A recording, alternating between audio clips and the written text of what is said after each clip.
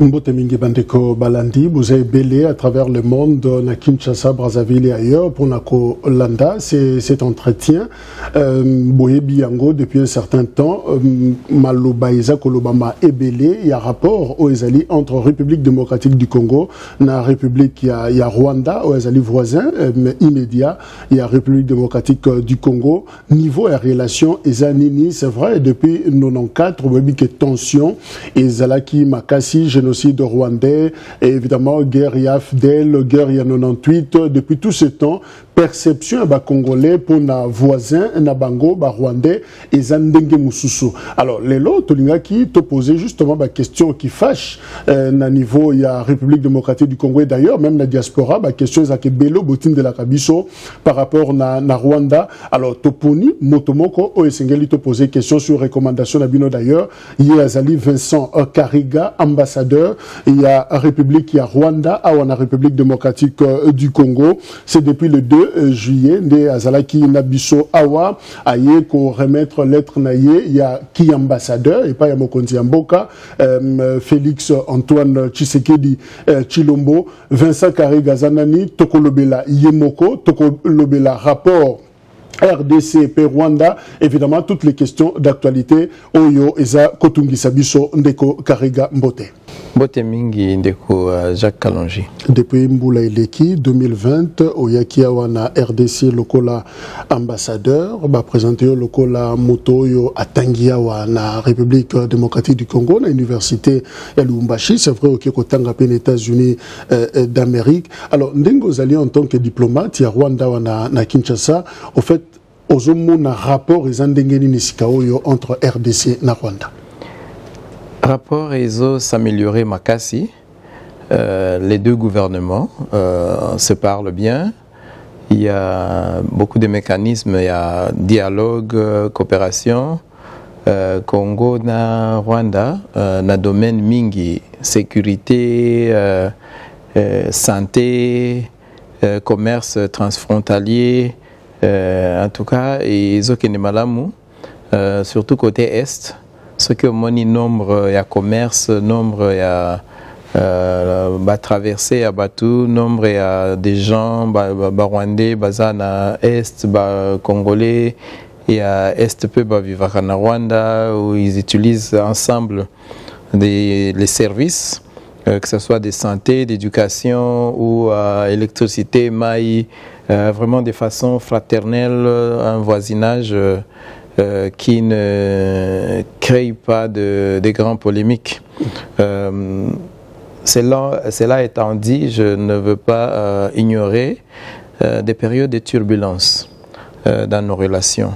Des périodes, effectivement, comme vous les avez bien décrites, de l'époque de la suite, les conséquences du génocide contre les Tutsis au Rwanda et la fuite et l'installation des réfugiés et parmi eux les commanditaires, les exécutants du génocide qui avaient décimé 1 million de Tutsis au Rwanda et qui se sont installés et réentraînés en RDC et qui de temps en temps entre 94 et 96 on fait vraiment des incursions, des attaques, on coupait des routes, on brûlait les gens, on presque continué l'œuvre macabre du génocide usant du Zaïre de l'époque comme base arrière et c'est vraiment cela qui avait causé toutes les intentions, tous les plans de soutenir un gouvernement anti-moboutiste. On aura le temps d'en parler, mais parlons d'abord de vous, monsieur l'ambassadeur. Vincent Kariga, je préfère d'ailleurs qu'on a posé ma question là beaucoup plus la lingala, parce que on va s'en sortir. Alors, le 2 de septembre 2019, je crois, il y a une lettre, il y a feu général Kayimbi, patron renseignement militaire à l'époque, à Lubaki d'ailleurs, que le gouvernement Nabisoban Dima, lettre n'a été créance comme ambassadeur à la République démocratique du Congo, parce que profil les alaki malamoté, on va présenter au local un homme dangereux, Mutumoko Oyo, un homme de terreur, Mutazo Bangissa, il a joué un rôle très négatif contre l'opposant rwandais en Afrique du Sud, et c'est on vous a d'ailleurs chassé de là, en Afrique du Sud, en 2014, et voilà pourquoi on est en République démocratique du Congo. Lettre wana namona ki yango na ndenge ya ba réseaux sociaux, jamais na cadre officiel, et puis namona ki yango après la mort de général Kahimbi, et donc on ne sait même pas lui attribuer la lettre, et si on doit le lui attribuer, j'ai quitté l'Afrique du Sud en 2019, donc je n'ai jamais été chassé de l'Afrique du Sud. De deux, je ne sais pas de quel crime il m'accusait. Et de trois, ce qu'il recommandait au gouvernement congolais, le gouvernement ne l'a pas exécuté. Donc le gouvernement a eu d'autres moyens de vérification et je suis là. Et ça fait presque 2 ans et je ne terrorise en rien la République démocratique du Congo. Je suis venu en tant que diplomate pour plutôt cimenter les relations bilatérales, pour baliser une évolution plus normale et avec plus avancée. Makambo ezala malamu koleka ndenge ezalaki wana nde musala nanga wana nde mission nanga wana pe nde profil nangai. Bien sûr, on disait que vous terrorisez plus par vos tweets. C'est aux parmi les ambassadeurs congolais, en tout cas certains Congolais, qui énervent, n'a pas prise de position sur certaines questions. Quand vous tweetez, on se rappelle peut-être n'a tweeté Salimaki na mois d'août par rapport au massacre, tout ça, et puis après, Oyoko Longolayango, président de la République Aiko Yambayo. Alors on s'est dit, Moutoumousoua Ibisinga Lobina na Tundayo, Yona ambassadeur des États-Unis, c'est pratiquement les diplomates les plus libres na Kinshasa. Vous faites ce que vous voulez, vous dites ce que vous voulez. Je ne sais pas d'où vient la comparaison. Nous sommes 2 États, 2 continents très différents. Mais quant à s'exprimer par rapport à ma nation, je suis effectivement libre de définir la position du Rwanda par rapport à certaines situations en RDC. Et par rapport au tweet qu'il ait fâché certains et n'ait pas fâché les autres, ce n'est que normal dans la situation des humains. Tout le monde ne peut pas être content en même temps et tout le monde ne peut pas être fâché en même temps. C'est un tweet que les gens ont plus interprété que lu. C'est un tweet qui n'a rien dit de tout ce qui s'est dit sur la rue, dénégation de la mort des gens. Je n'avais jamais dit qu'il n'y avait pas de gens qui sont morts dans le village Kasika. Mon tweet, vous pouvez le relire. Alors je ne sais pas ce qui a énervé. C'est que j'ai cité le mot Kasika, ou que j'ai dit que pendant la mort de ces gens, il n'y avait pas de troupes rwandaises. Par rwandaises, je parle du gouvernement que je représente et je sais de quoi je parle. Mais dire cela ne dit pas qu'ils ne sont pas morts. Et que cela énerve, il y a des raisons, parce que ça a été interprété, et c'est l'interprétation plutôt qui a suscité l'énervement et pas mon tweet à moi. L'effacer, c'était pour ne plus donner une base de polémique inutile, alors que mon rôle ici est de baliser, comme j'ai dit, créer la base nécessaire pour des relations propices, constructives, de partenariat gagnant-gagnant. Et après, le président de la République vous a reçu. C'était mon rapport avec ça? Oui, moi, je suis un diplomate, je représente un pays à n'importe quel moment. Quand j'ai un message ou que lui a un message pour son homologue, il me reçoit. Et diplomatie et politique exigent que les discussions avec les chefs d'État ou les autorités ne soient pas discutées dans toutes les plateformes. Mais ça n'avait rien à voir avec le tweet. Le tweet, c'est quelque chose, c'est une communication informelle. Nous communiquons avec le gouvernement via les notes verbales. Donc s'il y avait quelque chose à échanger, ça serait fait par note verbale ou une réunion qui se termine avec un rapport écrit une recommandation. Mais si on disait, monsieur l'ambassadeur Kariga, que le Rwanda est en train de s'enrichir avec les minéraux du Congo, vous n'avez pas de l'or, mais vous avez pratiquement une industrie, il y a raffinerie, il y a or, et on vous présente comme un pays pillard, pratiquement, il y a ressources à RDC. Les rapports de l'ONU, je crois qu'en son temps, a cité le Rwanda parmi ayant une responsabilité na pillage à ressources naturelles et la République démocratique du Congo. Comment est-ce que vous vous défendez par rapport à ces accusations? Moi, je ne connais pas un rapport qui démontre ou qui prouve où le Rwanda vole ou pille les richesses quelconques de la RDC. Et je ne peux même pas comprendre et m'imaginer comment un pays peut s'enrichir sur le dos des autres qui ne s'enrichissent pas, alors que les ressources sont chez eux et que les frontières sont gardées et bien maîtrisées.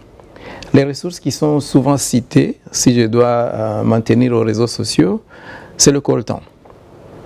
Mais il n'y a aucune mine en RDC de coltan qui est gérée ou exploitée par le Rwanda. Mais le Rwanda, c'est une route, un passage d'exportation et d'importation de certains produits des Congolais de l'Est. Et le Rwanda a des raffineries, comme vous l'avez dit. Le Rwanda a aussi des mines. Nous sommes sur le même socle minier qu'à l'est de la RDC. Et les minerais en dessous du sol ne connaissent pas la frontière. Mais en termes de commerce des minerais maintenant, il y a plusieurs coopératives congolaises qui exploitent des minerais et qui décident de les vendre.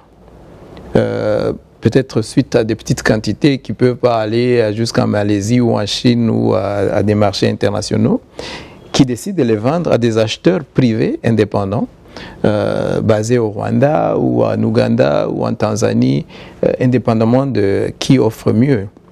Alors, ils ajoutent un peu de la valeur, il y a le nettoyage, il y a le raffinage, et ils le revendent. Ça existe dans le commerce mondial partout. La Belgique revend le diamant. Dubaï, c'est une plateforme d'or, sans mine d'or. L'Inde est le plus grand acheteur et la Chine d'or. Ils n'ont pas d'or, mais ils exportent des produits finis d'or. Les grands exportateurs d'aluminium ne produisent pas du bauxite. Les exportateurs des véhicules, ce ne sont pas les producteurs d'acier. Donc, le Rwanda fait le commerce. Le Rwanda ne paye pas la RDC et n'a aucune structure de pillage avec la RDC. Le commerce transfrontalier est bien surveillé. Nous avons même des douanes construites conjointement. C'est parmi les rares douanes en Afrique qui travaillent de façon très, très conjointe, même bâtiment. Ces commerces presque illicites faits sur le sol du Congolais. Quand je parle de douane, c'est-à-dire que ce n'est pas illicite, parce que je parle de douane. Les frontières du Rwanda ne sont pas en insécurité avec la RDC. Nos frontières, c'est Goma et Bukavu. L'insécurité actuelle en RDC est à Beni. C'est 700 km de notre frontière. Et notre insécurité est au sud Kivu, dans Fizi-Baraka vers Minembwe. C'est à 300 km de la frontière du Rwanda. Donc il n'y a aucune insécurité par rapport aux villes qui sont en plein jour et nuit en commerce avec le Rwanda. Notre plus grand commerce avec la RDC, c'est via Goma, via Bukavu, et quelques villages avoisinants de Goma et d'autres villages avoisinants de Bukavu. Donc c'est un commerce que tu peux observer si tu passais à ces deux frontières. Même la liste des produits, même les quantités sont bien documentées au point où nous ne voyons pas de problème. Et nous ne sommes pas le seul pays qui commerce avec la RDC. Par cette route, il y a des produits tanzaniens qui viennent en RDC, comme le ciment par exemple. Il y a des pays ougandais qui viennent aussi par la même route ou la route de Bunagana qui viennent à Goma. Comme il y a des produits congolais qui vont soit pour l'exportation à l'étranger ou soit qui finissent chez les pays voisins, exactement comme ce que fait le Rwanda. Le Rwanda revend certains produits aussi importés, par exemple le carburant et autre chose à Goma et à Bukavu. Ces dossiers de Sakima, ces gisements miniers congolais, c'est pratiquement une société rwandaise sans contrepartie. Le ministre du portefeuille congolais est interpellé à l'Assemblée nationale. Qui a cédé? Le Rwanda s'est cédé une entreprise en RDC.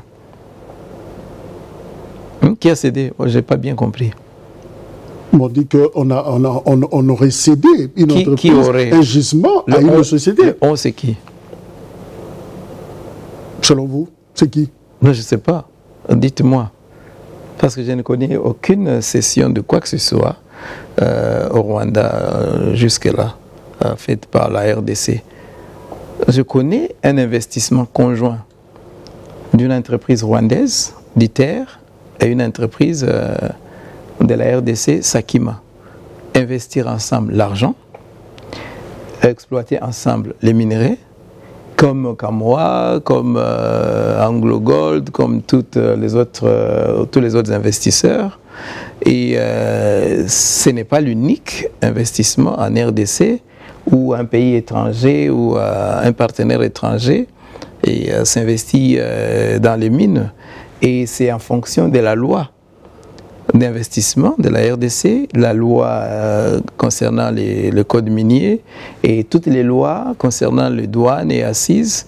Et donc, il n'y a rien de caché, rien d'illégal et rien de gratuit. Ce n'est pas une cession, c'est une coopération conjointe, gagnant-gagnant entre les entreprises. Donc le Rwanda ne favorise pas l'exploitation illicite, la fraude minière pratiquement à l'est de la RDC. Comment il peut favoriser? Si les Congolais fraudent et qui traversent leurs frontières et qui rentrent au Rwanda avec des papiers, ce n'est pas au Rwanda de faire l'inspection douanière pour la RDC.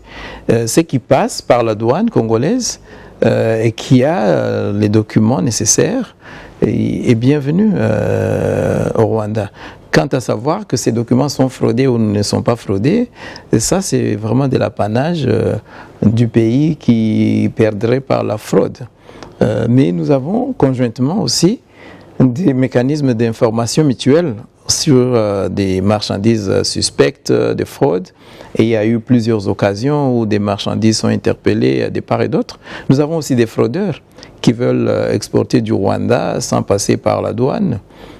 Donc pour éviter de payer, qu'on arrête aussi de temps en temps. On a trouvé des pirogues dans les lacs en train de faire passer des produits manufacturés ou autres produits qui doivent passer par la douane et payer l'essentiel. Donc il y a un minimum de fraude comme à toutes les frontières, mais le Rwanda n'encourage pas la fraude à l'intérieur de son pays. Il ne peut pas non plus encourager la fraude avec la frontière congolaise parce qu'il n'y a aucun bénéfice. Nous tirons notre argent, nos budgets, des taxes. Alors ça nous fait plaisir si nos commerçants, si nos importateurs travaillent légalement, pas illicitement. Parce que quand ils travaillent légalement, c'est facile de les traquer et de les faire taxer. Mais quand ils travaillent illicitement, il nous sera impossible et difficile de collecter quoi que ce soit. Mais est-ce que le Rwanda de Paul Kagame, le président de ce pays, n'est-il pas en train de vouloir fragiliser son voisin, la République démocratique du Congo, comme pour tirer bénéfice? La fragilité, on a, il y a RDC pour se taper, c'est une santé économique, santé politique et même sécuritaire. Depuis 1994, on sent que les rapports ont pratiquement changé entre les deux pays. Est-ce que le Rwanda n'est-il pas en train de vouloir tirer profit justement de cette instabilité de la RDC? L'instabilité amène des morts. L'instabilité a fait qu'il n'y a pas d'investissement dans l'éducation, dans l'infrastructure. L'instabilité handicape aussi le commerce. Alors, quel profit le Rwanda tirerait d'une fragilité? Par contre, un Congo fort, un Congo productif, un Congo qui va générer beaucoup plus de quantités de produits agricoles, des produits miniers, des produits touristiques, des produits industriels, va booster l'économie. En Afrique de l'Est, par exemple, l'économie la plus forte, c'est le Kenya. la force du Kenya, la production du Kenya profite et fait créer des emplois dans toute la région. L'expansion des banques kenyanes au Rwanda, des hôtels kenyans, des supermarchés kenyans contribue à booster les emplois, la taxe au Rwanda. Donc si on a un autre voisin fort, comme ou plus que le Kenya, à l'ouest, ça ne nous fera que du bien. Au lieu d'avoir un voisin qui a toutes les ressources possibles, mais qui ne sont pas exploitées parce que les gens ne vont pas investir à cause de l'insécurité, et les Congolais eux-mêmes n'investissent pas suffisamment, et les étrangers sont hésitants. Alors je vois mal comment tout le monde, y compris les Congolais eux-mêmes, n'en tirent pas profit, mais le Rwanda tirerait profit de cette fragilité. La question de 94, nous l'avons expliqué, c'était une question sécuritaire par rapport au Rwanda suite aux dégâts les plus macabres du siècle, tels que promus par les Nations Unies. Donc oui, les génocides, les seuls du 21e siècle, qui... alors on ne pouvait pas tolérer que ça continue à se perpétrer seulement parce que ceux qui voulaient le perpétrer étaient en RDC. Quelle était la responsabilité de Mobutu à l'époque, le Mobutu du Zaïre à l'époque, par rapport à ces génocides rwandais?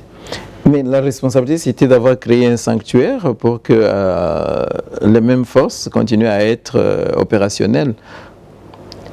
Ils étaient au Zaïre et sans aucun respect de normes internationales, où on dit que les réfugiés qui sont en conflit avec leur nation ne peuvent pas être logés à moins de 15 km de leurs frontières. Eux, ils étaient à quelques mètres de leurs frontières, depuis Bukavu jusqu'à Kibumba. Et ils avaient des armes, parce qu'ils ont fait avec les armes. Le même phénomène des réfugiés avait eu lieu en Tanzanie, quand les Rwandais ont fui.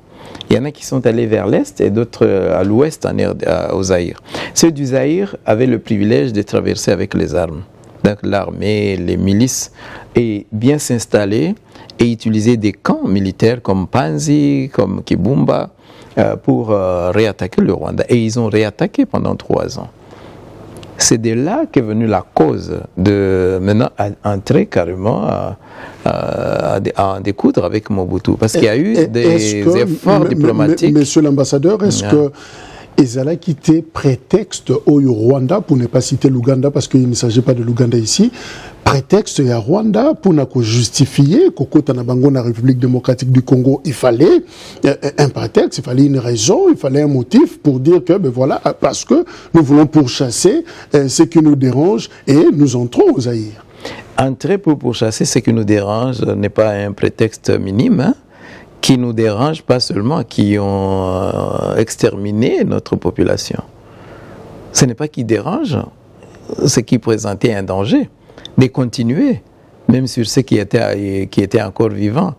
Donc, je ne sais pas comment ça peut être un prétexte, c'est une raison de force majeure, et pas un prétexte. Entrer, oui, mais cette entrée, à part le fait d'avoir rapatrié les réfugiés et d'avoir arrêté quelques génocidaires armés... il y a eu des morts, vous avez tué, non? Tué qui? Le Rwanda a tué des Congolais. Ils étaient aussi dans les camps des réfugiés. C'est entré. Mais sûrement, population Zakiwana, est-ce que... Ezaki na camp des réfugiés. Le camp des réfugiés, on a au Monango, Zaki installé. Et le camp des réfugiés était plus grand que la ville de Goma. À l'époque, dans le camp des réfugiés, il y avait plus d'1 million. Goma n'avait pas 1 million d'habitants. Et il était isolé de la ville, il était le long de la frontière. Le camp était à Kibumba et l'autre était à Panzi, à Bukavu. Et la majorité de ces réfugiés sont rentrés. Bien sûr, il y a eu échange de tirs entre l'armée génocidaire et l'armée régulière du Rwanda de l'époque. Mais sachez aussi que 2 ans durant, le Rwanda n'a fait que négocier pour que la RDC je voudrais bien comprendre, monsieur l'ambassadeur. Il y a eu des tirs entre les génocidaires et l'armée régulière rwandaise sur le sol congolais. C'est-à-dire, inutilement, les Congolais ont payé d'un problème interne au Rwanda. Ça, vous pouvez établir, mais moi je sais que ces attaques étaient sur les camps des réfugiés. Et dans ces camps, il y avait des Rwandais. Et les génocidaires ont essayé de créer comme un bouclier humain par les réfugiés non armés, mais les opérations de l'époque ont tenu compte de tous ces aspects. Ils ont d'abord géré les réfugiés non armés qui ont traversé massivement. Les photos CNN existent. Et puis après, ils sont rentrés en combat avec cette armée. Certains ont cédé et sont rentrés avec les réfugiés. D'autres, les plus têtus, se sont déplacés. Ils sont même allés jusqu'en Centrafrique, dans la forêt équatoriale. Ils sont descendus dans d'autres provinces. Et c'est ça qui a créé toute cette situation des FDLR qui ne finissent jamais. Donc, vous avez choisi de soutenir l'AFDEL, cette alliance de Laurent Désiré et Kabila. Donc, on peut conclure que le Rwanda est entré au Congo. Le Rwanda n'a jamais nié d'être entré au Congo. Il est entré comme allié de l'AFDL, il y est resté comme allié de la RCD et il a été aussi présent aux négociations de paix et de réintégration. Avec la deuxième guerre du Congo. C'est de ça que je parle. Et nous avons été aussi à la table des négociations des partenaires et acteurs politico-militaires de la RDC à Sun City pour un Congo réintégré, un Congo plus pacifique qui a accouché de 1+4 et qui a accouché d'une constitution qui définira plus tard de l'avenir démocratique de la RDC.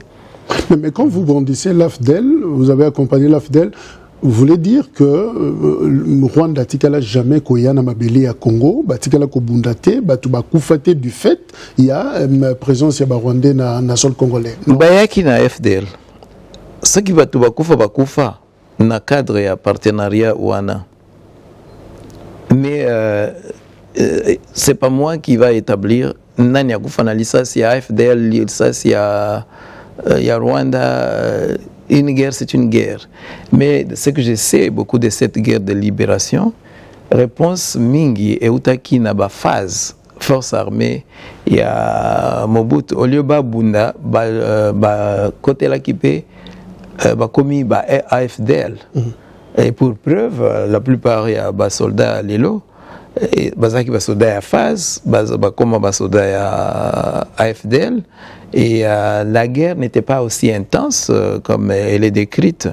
Sinon, et comme il y a en Kisasa, mais ce qui batunio, bâtiment combien Ekwea, batu boni bakufa na Kisasa po AFDL et Kotawa, et les cas na Lubumbashi, et les cas na Kisangani, na Bisika Ebele.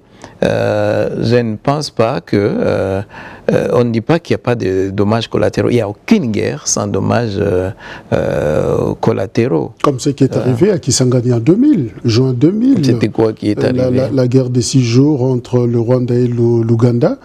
Babundi, évidemment, jusque-là, il n'y a personne qui l'assume ce qui est arrivé. Qui devait l'assumer selon vous? Les deux pays qui se sont battus. L'assumer comment? L'assumer comment? Responsabilité par rapport à toutes les conséquences. Parce oui, bon, les Rwandais ont tiré sur les soldats ougandais, ils sont morts. Les Ougandais ont tiré sur les soldats rwandais, ils sont morts. Là où ils résolvent ce problème en tant qu'anciens alliés, dont les armées se sont mutuellement tirées dessus, ça devient à ce moment-là une question ougando-rwandaise. Et par rapport aux morts congolais? Par rapport aux morts congolais, c'est aussi une question que le Congo peut gérer aussi et s'en occuper. C'est un cas, c'est un litige que le Congolais peut porter à une table de discussion. Et je pense qu'il y a eu un procès au tribunal international qui a jugé et a facturé l'Ouganda de 10 milliards plus pour le commerce dont vous parliez, plutôt que commerce illicite ou, je ne sais pas, pillage, que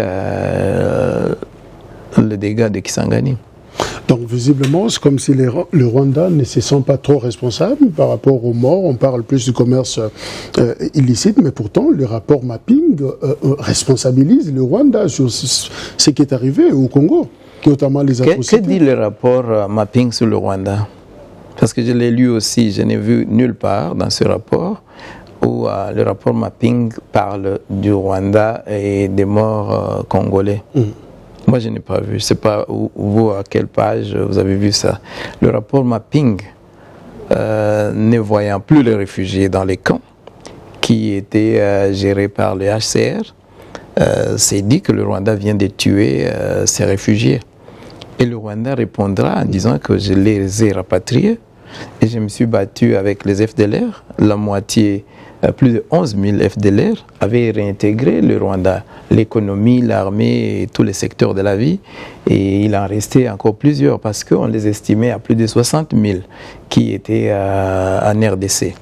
Et selon le temps et la coopération avec la RDC, à différents moments, il y a eu des opérations au Mojawetu et tout ça conjointement avec la RDC et qui ont encore réduit l'effectif et la capacité de nuisance des FDLR. Aujourd'hui, on n'en parle presque plus. On parle maintenant des groupes Maïmaï, des 122 groupes congolais. Ouais. Alors, monsieur l'ambassadeur, disons les choses clairement. Nous avons reçu des préoccupations de nos compatriotes de la diaspora. Rwanda, Alingia Boto, la Bisomboka, balkanisation, va créer empire Imatuti, évidemment comme pour arracher la région du Grand Kivu. C'est cela la vraie intention de Paul Kagame, la vraie intention de la République du Rwanda. Est-ce que c'est ça votre intention finalement? Et vous pensez, comment vous trouvez cette intention? Elle est matériellement faisable? Parce que nous n'en avons pas. C'est une intention fondée de toutes pièces. Mais ils expliquent que Kagame vous avez infiltré les institutions, pratiquement toutes les structures congolaises. C'est d'ailleurs ça le terme. Retournons à la question de... elle était comment la question? Que le Rwanda voudrait prendre le Kivu. L'empire Imatuti n'a grand Kivu. Le Rwanda n'a pas un peuple qui s'appelle Hima. Les Hima, c'est le peuple de Ituri en RDC et le peuple d'Ouganda. Alors qu'est-ce que le Rwanda a à faire avec les Hima, des étrangers à la République rwandaise, et puis installer quoi au Kivu? Le Rwanda est signataire des chartes des Nations Unies et des chartes de l'Union africaine qui reconnaissent à chaque pays leurs frontières. Le Rwanda n'a pas une réclamation ou un contentieux de frontières avec la RDC. Et le Rwanda n'a jamais fait une déclaration par le président Paul Kagame ou par un autre officiel d'un besoin quelconque d'un espace en RDC. Moi, depuis les années 90 ou 92, j'entendais parler de cet empire chimérique, imaginaire, qui viendrait s'installer au Kivu. Et ça fait plus de 20 ans qu'on en parle jour pour jour, et on n'a pas encore 1 centimètre carré de cet empire. Donc, est-ce une réalité? Est-ce un rêve? Est-ce une propagande ou juste une conversation N'êtes-vous pas en train de vouloir élargir pratiquement l'espace rwandais? Pourquoi élargir? Avec la démographie rwandaise, maintenant vous vous sentez que l'espace est amouqué, il faut tout bender un peu moins d'âme pour vos voisins. Tant que vous avez que pour le pays, il faut azraka munene. Belgique est munene té, mais bendaga na France té. Luxembourg est mouké kutukolega Belgique, nanu esenga ko benda té. Djibouti est mouké et bendaga na Éthiopie té. Érythrée est mouké et zo benda na Éthiopie té. Ba pays mouké ezali ebele et bendaga té. To benda pona nini? La démographie, oui, nous avons une démographie élevée, mais elle n'est pas insupportable. Nous ne vivons pas comme des sardines au Rwanda. Nous avons des parcs nationaux. Nous avons 30% de l'espace national couvert des forêts. Nous avons des champs. Donc nous sommes un pays producteur agricole pour la consommation nationale et l'exportation. Donc espace Ezali. Vous n'avez pas de produits belges ici. La Belgique n'a que 40 000 km² de plus, pas 40 000, 4 000 seulement km² de plus que le Rwanda. Mais elle exporte dans le monde entier avec son espace. Donc nous n'avons jamais, en tout cas on ne se plaint pas de notre espace. Le Burundi aussi est petit. Pourquoi le Burundi, eux, ils sont bien dans un petit espace et le Rwandais ne serait pas à l'aise dans un petit espace. Nous ne sommes pas 100 millions comme les Congolais, nous sommes 12 millions. Par rapport à notre espace, nous n'avons pas de soucis. C'est pratiquement la population de Kinshasa. Oui. Village moderne, on en parle 30 millions. L'école Kagame, pour construire ces villages modernes, na Goma, on en est où avec le projet? Il n'y a pas encore un village construit. Il a visité les sinistrés d'un pays voisin et ami avec son homologue. Et il y a beaucoup de gens qui ont perdu des maisons. Et en tant que voisin, en solidarité, le Rwanda a proposé de donner ce qu'il est capable de donner. Ça fait à plus de 10 ans que nous sommes en train de construire des villages modernes, comme on les appelle, dans le cadre d'un développement rural et périurbain. Donc maisons dignes, à coût faible, en utilisant le maximum des matériaux locaux et des main-d'œuvre locales pour améliorer les conditions de vie des habitants. Alors une proposition a été faite comme quoi le Rwanda est sensible à ce qui est arrivé aux Congolais, parce que ça peut arriver aussi au Rwanda. Une catastrophe politique ou naturelle peut arriver au Rwandais et les voisins vont secourir. Après les génocides qui s'est perpétré au Rwanda, nous avons eu aussi du secours de plusieurs autres pays. Pendant les inondations au Mozambique, au Zimbabwe et ailleurs, il y a eu la contribution des autres pays. Même la Chine, à un moment, quand elle a eu des inondations, plusieurs pays ont contribué. Donc, c'est dans ce cadre-là que le Rwanda voudrait aussi apporter sa contribution modeste au sinistre qu'a connu un pays bilatéralement. Vous tenez à cette initiative? C'est une offre aux sinistrés de Goma via le gouvernement de la RDC. Ce n'est pas à nous de tenir, c'est au gouvernement congolais de faciliter l'exécution ou de rejeter l'exécution. Déjà 30 millions ou pas encore? Topesi Mbongote. To proposer kotongela bino village. To tongaka, to zana méthode ya kotonga, to za topesi bino produit to zana basoda nde batonga rango. Basoda pona nini? Eza en sous ya ministère ya défense ezalaka na basoda, ezalaka pe na ba démobiliser, ezalaka pe na ba ingénieur génie militaire, monde entier ezalaka na bango. Amérique eza na génie militaire, s'il y a des inondations, Chine eza na bango, s'il y a des sinistres qui font des choses. Parlons de cette coopération militaire RDC-Ouganda contre les ADF. C'est pratiquement le même problème au Rwanda à Zanayango. En fait, évidemment, le voisin, comme pour dire que ceux qui banguna nabiso bazakuna, on peut coopérer comme pour mettre de l'ordre dans la sous-région. Quelle est votre perception en tant que voisin pratiquement de ces deux pays, Ouganda et RDC? C'est une bonne chose qu'en bilatéral, on trouve une solution à un problème qui est régional. Les ADF, c'est des terroristes qui ont même des branches ou des communications avec certaines branches. Au Mozambique, où nous avons été aussi, on n'a pas de frontière avec le Mozambique, mais nous avons collaboré avec le Mozambique pour les aider à éradiquer la branche terroriste qui était dans Cabo Delgado. Nous avons aussi collaboré avec la Centrafrique, qui n'a pas de frontière avec nous, pour les aider à calmer ou à éradiquer la guerre islamiste contre chrétiens qui paralysait Centrafrique. Et en Afrique, il y a plusieurs exemples, la CEDEAO ou d'autres groupes régionaux qui contribue aussi à aider à éradiquer le terrorisme au Mali, en Libye et consorts. Aujourd'hui, la SADC fait partie aussi de ceux qui aident le Mozambique aux côtés du Rwanda à bien maîtriser la situation de la paix afin que le Mozambique reprenne des activités économiques.